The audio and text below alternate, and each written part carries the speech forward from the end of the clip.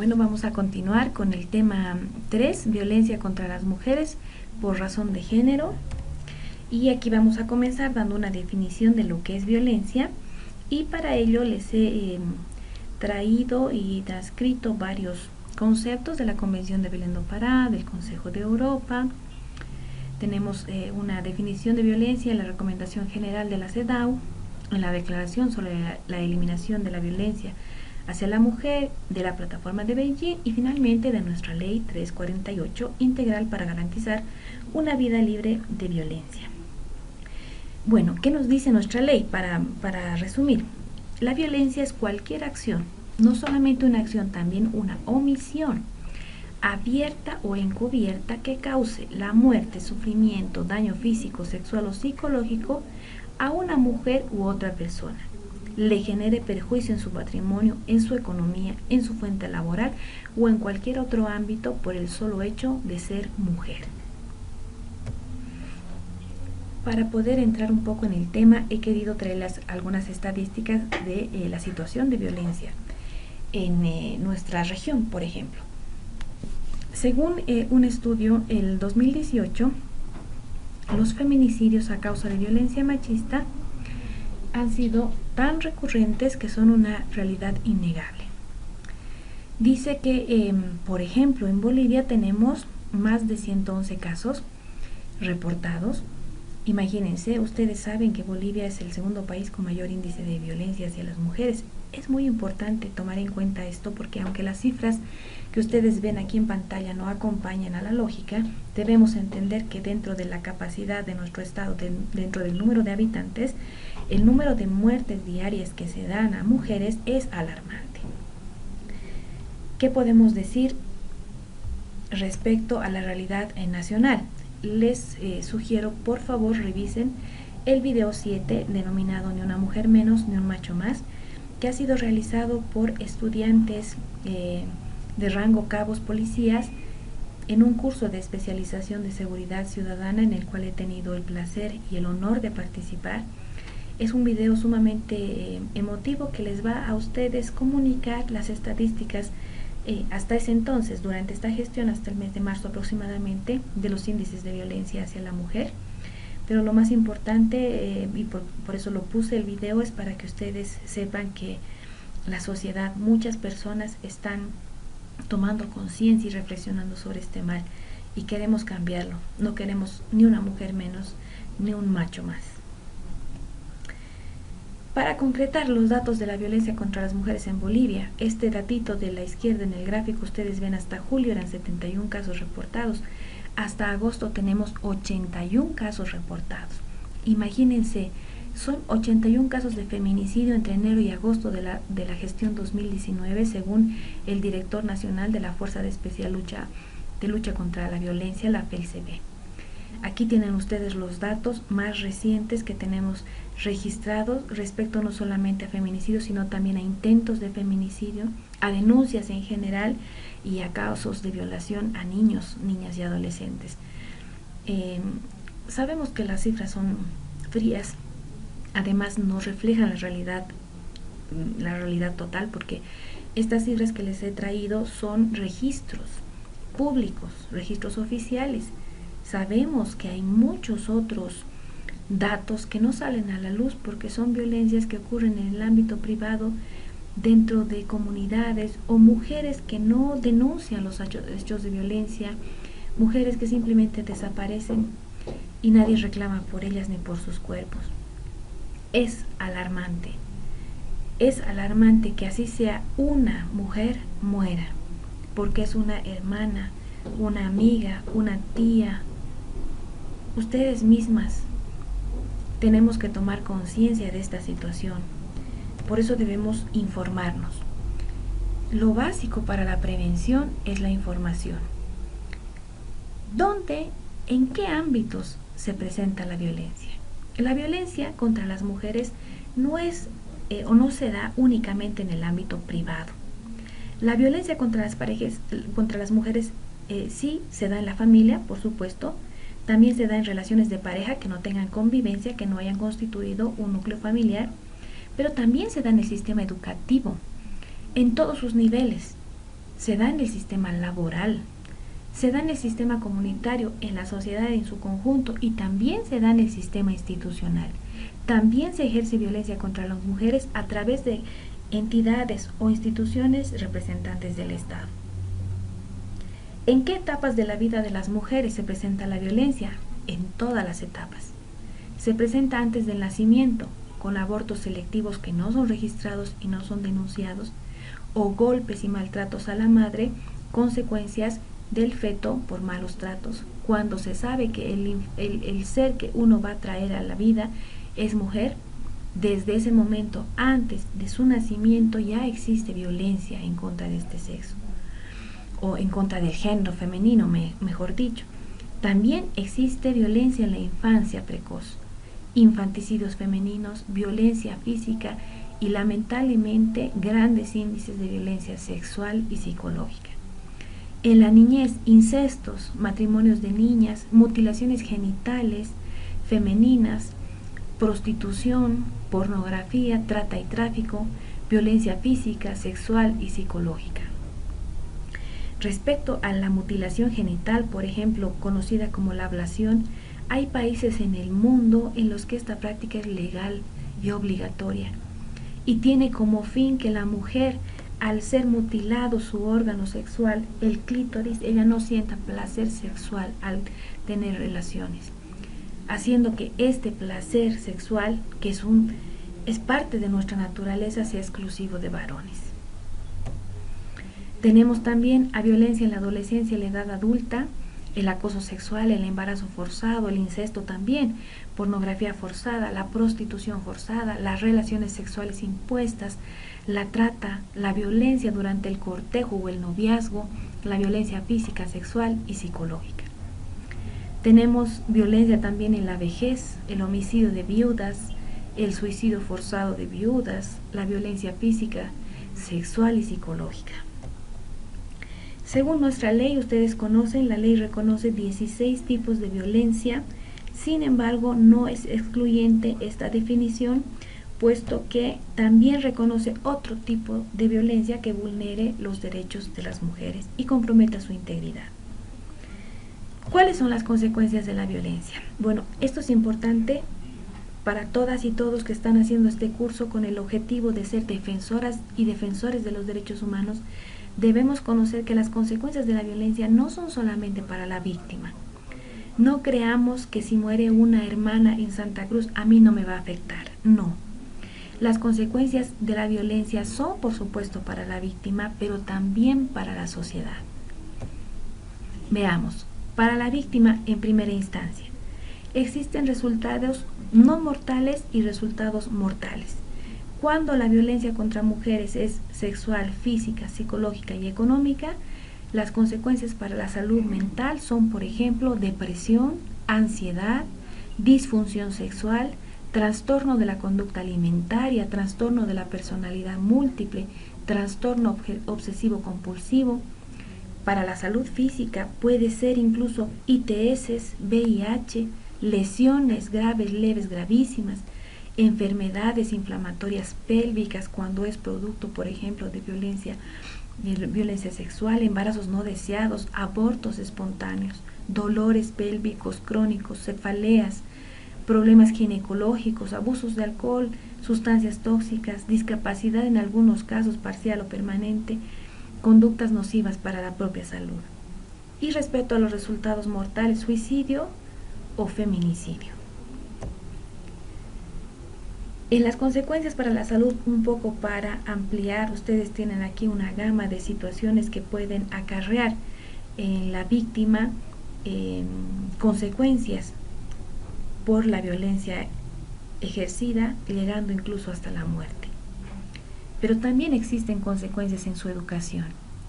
Por supuesto que una mujer víctima de violencia va a reducir sus habilidades de aprendizaje, va a disminuir la comprensión y la atención, tal vez incluso se va a marginar o aislar y va a reducir o perder totalmente oportunidades que esta persona en otra situación hubiese podido conseguir. Frustramos vidas cuando son niñas, cuando son adolescentes las víctimas de violencia. Cambiamos su vida y su destino. También en el trabajo, deficiencias en las habilidades, disminución de la concentración, pérdida de días laborales por bajas, pérdida de oportunidades para las promociones o incluso pérdida del empleo. La mujer que vive violencia, que asume la decisión, por ejemplo, de denunciar y tiene que cargar con todo el peso de la familia y del sustento económico de los hijos, muchas veces no puede rendir como quisiera, muchas veces incluso tiene que llevar a sus hijos al trabajo, esta situación se hace más complicada, tiene que salir más temprano, tiene que pedir permisos, no tiene un rendimiento adecuado y óptimo acorde a sus capacidades, acorde a sus habilidades. Y muchas veces no es entendida esta situación. Una mujer que vive violencia no puede comportarse ni rendir igual que una mujer que no vive violencia. No podemos hacer esa similitud. Debemos entender que esta mujer ha cambiado toda su vida de la noche a la mañana por una situación ajena a sus posibilidades. Ella es la víctima a la que debemos prestar apoyo. También hay consecuencias en la participación política y social, la reducción o pérdida total de oportunidades de participación. Mujeres que han vivido violencia al ser electas autoridades públicas ya no quieren participar más, a pesar de que tenían habilidades de liderazgo, a pesar de que habían muy buenas ideas de cambio en pos y en beneficio de sus comunidades. Marginación y aislamiento, desconfianza, desvalorización, se les reduce la autoestima porque no les permiten expresarse, porque no les dan importancia a sus ideas y a sus proyectos, disminución de habilidades para la comunicación. Pero también hay consecuencias en la familia. La familia tiene que desembolsar dinero para sufragar gastos. Si la mujer ha sido golpeada, tiene que hacerse atender médicamente. Si necesita el asesoramiento de un profesional abogado de protección, siempre generan gastos. Pero también hay impacto en los hijos, que son un daño colateral. Ellos sufren agresiones, tienen problemas emocionales, de conducta, en el proceso de enseñanza, abandono escolar, comportamiento violento, porque ellos han visto lo que su madre o su padre ha sufrido o ha ejercido. Ellos han visto cómo la violencia en su hogar se ha ido naturalizando. Pero también, y aquí es donde les decía que debemos prestar atención, la sociedad en su conjunto también acarrea las consecuencias de la violencia. En el sistema de salud hay costes asociados a la atención y recuperación, tratamiento de este tipo de personas que están en esta situación de violencia. En el sistema educativo, lamentablemente, como decíamos, tenemos que acarrear tasas de abandono escolar, incluso embarazos adolescentes. En el empleo y trabajo, pérdidas económicas en el sistema. ¿Por qué? Porque hay muy buenas profesionales que podrían realizar muy bien el trabajo con efectividad, con economía, con eficacia, pero no lo pueden hacer porque viven violencia. El sistema de empleo, el rendimiento de los proyectos, el alcanzar las metas programadas se va ralentizando, se siente realmente una consecuencia en este circuito laboral, cuando la mujer no está en sus 5 sentidos, no está en sus cabales para poder rendir de acuerdo a sus habilidades, a su formación, a su profesionalización. Aquí vamos a revisar, les solicito el poema Recibí flores hoy. Ustedes seguramente lo han visto, lo han escuchado en otro espacio, pero es la mejor manera que he encontrado de poder ejemplificar lo que a continuación les voy a explicar. El ciclo de la violencia o círculo de la violencia se denomina así porque no tiene un principio y tampoco tiene un fin, es algo cíclico, comienza, termina y vuelve a comenzar. Y está compuesto por 3 etapas. La primera serían las tensiones, cuando las tensiones aumentan. Luego tenemos el de la explosión, remordimiento, disculpas y finalmente el de la luna de miel. ¿En qué consiste cada fase? La fase de acumulación de tensión. Aumenta la tensión en la pareja, el hombre por lo general se muestra más enfadado con la mujer, se incrementa la violencia de tipo verbal. Estos ataques los suelen tomar la mujer como episodios aislados, dice ya se le va a pasar, se le va a acabar, pero inmediatamente viene la fase de explosión o agresión cuando la situación estalla y las agresiones se consuman, sean estas psicológicas, físicas, sexuales. Pero después viene la etapa de la luna de miel o reconciliación, y es la etapa en la que normalmente nosotros, como defensoras y defensores de los derechos humanos, abordamos a las víctimas. Cuando la explosión de la agresión se ha consumado, la víctima, después de mucho meditar, después de mucho pensar, toma la decisión de pedir ayuda, sea a través de denuncia o sea a través de consejo, y nosotros conocemos la situación. Cuando tratamos de ayudarle con información, tratamos de direccionarla hacia un lugar donde la van a ayudar, nos encontramos con que después se ha reconciliado con su pareja, con el agresor. Y ahí es cuando decimos, bueno, entonces ella se lo buscó, ella debe querer que la peguen, le debe gustar el trato que dan porque yo la quería ayudar y ella no se dejó ayudar. Aquí es donde debemos entender que la etapa de la luna de miel es cuando el agresor pide perdón a la mujer. Jura que nunca más va a cometer el acto de agresión. Se arrepiente de forma bastante notoria, con lágrimas de por medio, regalos, juramentos, promesas de que esto no va a volver a suceder. Ahí es donde nosotros, como defensoras y defensores de los derechos humanos, debemos prestar atención, porque ahora sabemos que el círculo de la violencia es cíclico, que después de esta luna de miel, después de esta reconciliación, el círculo va a volver a comenzar. Y ahí es donde esta persona necesita más ayuda. Hay que decirles a las mujeres que viven violencia que este círculo en el cual ellas se encuentran debe romperse.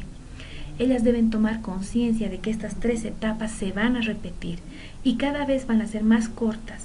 Cada vez el arrepentimiento va a ser más superfluo, va a ser menos honesto y las agresiones van a ser más cruentas, más fuertes. No hace más que revisar los casos de feminicidio. Revisen ustedes algún caso de feminicidio que haya sido la primera vez que la han agredido. Los casos de feminicidio normalmente son producto de violencia sistemática, de varias situaciones de círculos de violencia, de varias lunas de mieles y reconciliaciones, de varias disculpas que se ha pedido el agresor que no ha cumplido. Y al final ha comenzado con un golpe y ha terminado con la muerte de la víctima. Debemos entender entonces que la violencia se puede prevenir y debemos trabajar en ello, en todos los espacios que nos sea posible. En nuestra casa comencemos, en el trabajo, en la iglesia, hablemos de esto, en todos los espacios en los que participemos. La violencia puede prevenirse, hablemos de ella para que todas y todos podamos identificar comportamientos, actitudes violentas para frenarla, salir del círculo, romper el círculo de la violencia.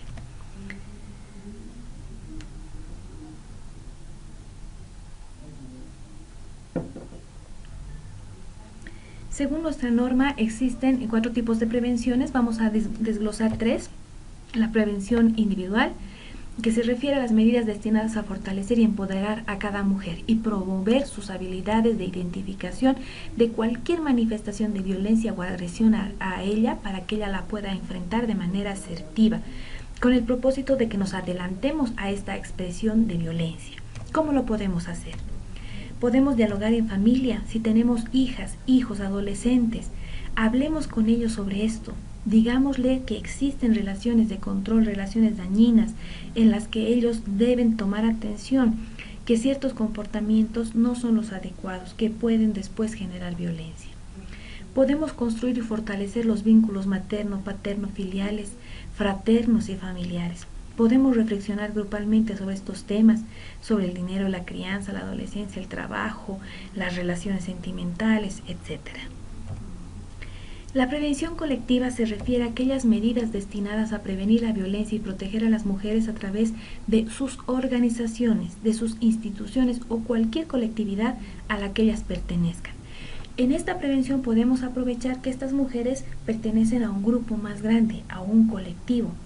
Podemos estimular redes de apoyo, debatir estos temas en talleres comunitarios, podemos derivar a profesionales comprometidos para que les hablen desde el ámbito legal, desde el ámbito social, desde el ámbito psicológico. Y finalmente tenemos a la prevención estructural, que comprende todas aquellas medidas de carácter integral destinadas a modificar las actitudes, prácticas, reacciones, acciones y omisiones que tienen como efecto y consecuencia la violencia contra las mujeres, así como su sustitución por actitudes en el comportamiento individual de pareja, familiar, comunitario, social y estatal. ¿A través de qué? De la sensibilización y de la educación. ¿En dónde? En la familia, en la escuela, en cualquier nivel académico, en el trabajo, en el centro de salud, en nuestras comunidades indígenas, originarias, campesinas, afrobolivianas, en nuestras organizaciones políticas, sindicales, organizaciones sociales, en cualquier ámbito de interacción. Podemos hacerlo también promoviendo políticas públicas y programas laborales, regionales, locales, regionales y nacionales que se sostengan en el tiempo y trabajen en la prevención. Todas y todos somos parte del control social que nuestra Constitución Política del Estado reconoce, y dentro de nuestra función de control social tenemos la posibilidad de promover políticas públicas y programas para que estos se desarrollen desde nuestro ámbito regional, nuestro ámbito municipal, nuestro ámbito de gobernación o nuestro ámbito o nivel central. Podemos proponer soluciones al tema de la violencia. No esperemos que las autoridades identifiquen algunas estrategias. Si vemos que esas estrategias no son acordes a nuestra realidad, no van a ser efectivas, tenemos experiencia de mejores y buenas prácticas, podemos promoverlas, podemos proponerlas para que la violencia de una vez se erradique. Y principalmente debemos trabajar en esto, noviazgos violentos para prevenir violencia, en relaciones de control, en esas situaciones donde a nuestros hijos les piden sus contraseñas, o en esto que es una tara social, cuando decimos que el amor es dolor y que te pega porque te quiere, promoviendo la autoestima de nuestros hijos e hijas, de nuestro entorno, revisar nuestros estereotipos y expectativas, entender que lo que nos han enseñado es solamente una construcción social. Y principalmente debemos trabajar en desvirtuar las falsas creencias sobre la violencia de género. Aquí les dejo un gráfico de Esperanza Bochfiol y de Victoria Ferrer Pérez. Respecto a esto debemos trabajar desde nuestro espacio personal.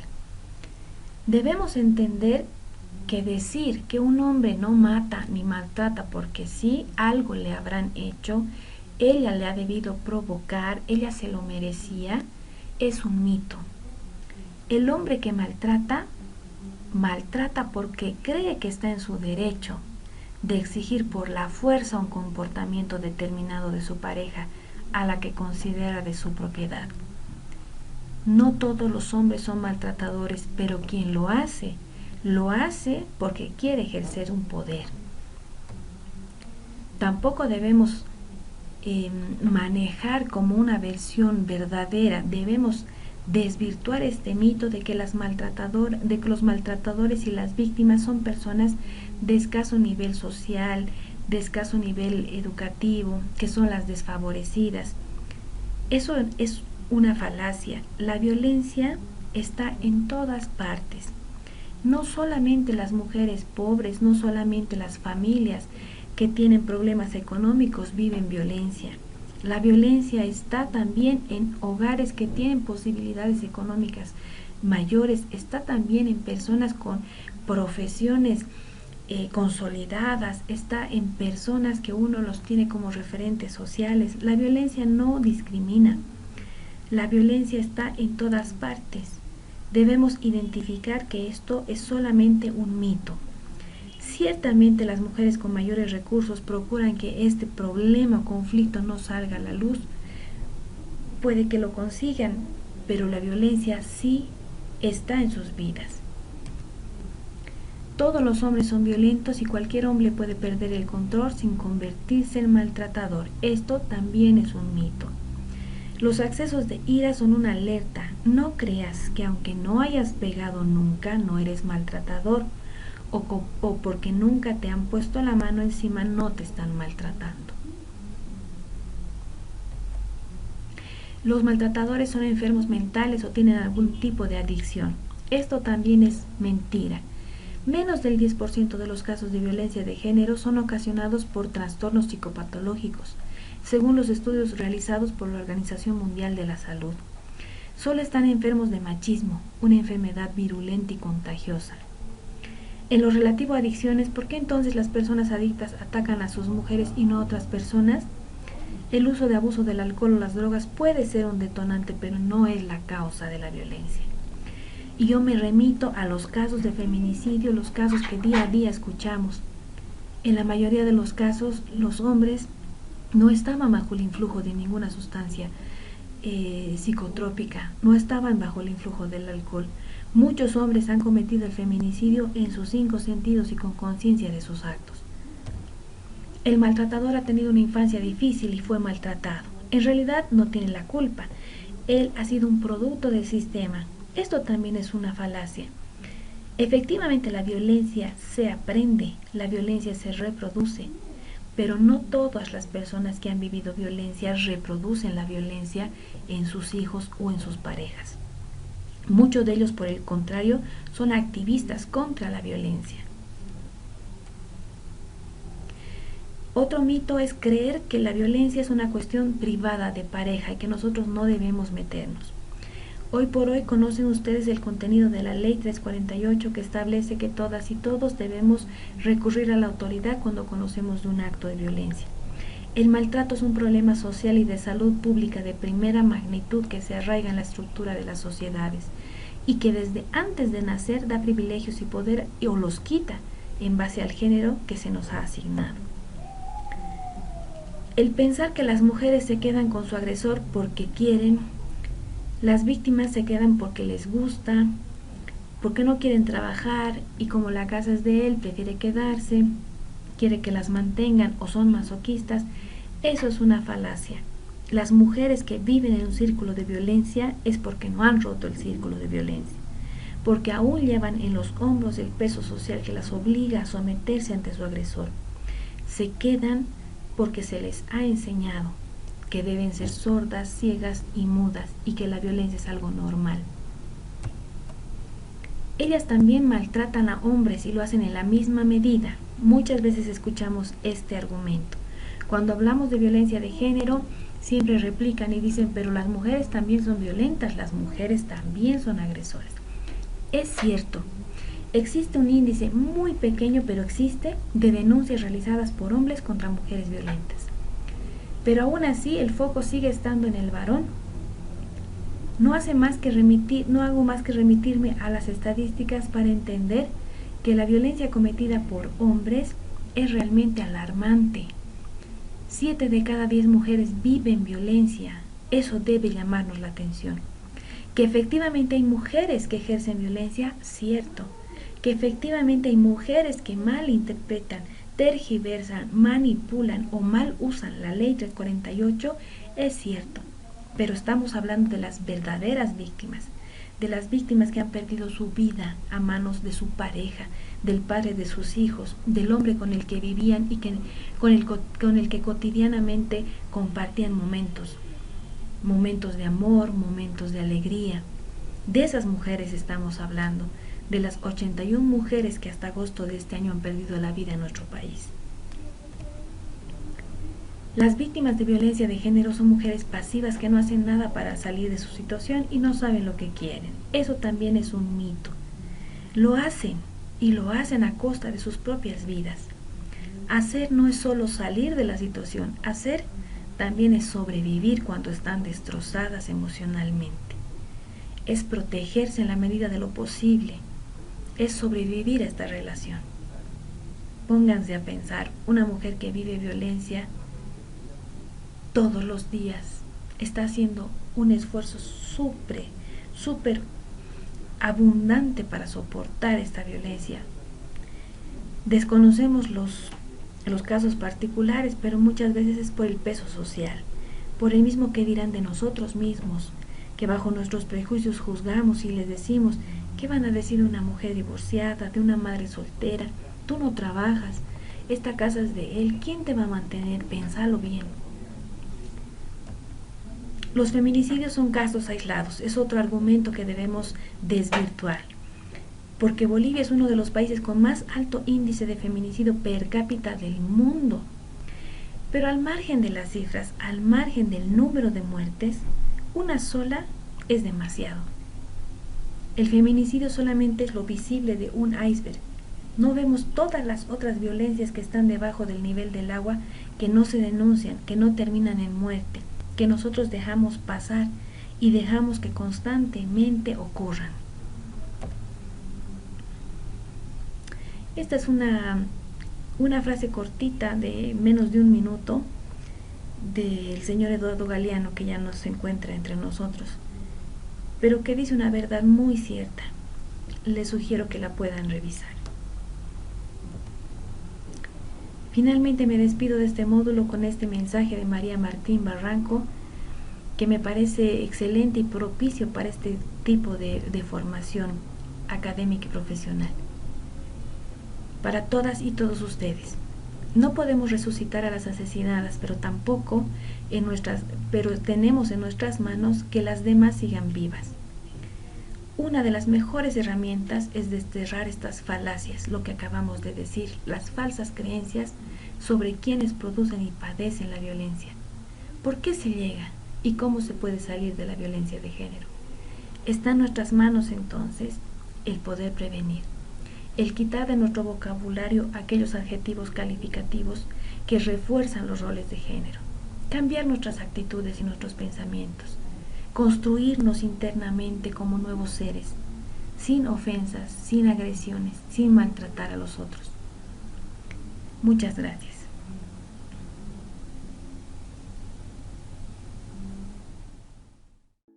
EGPP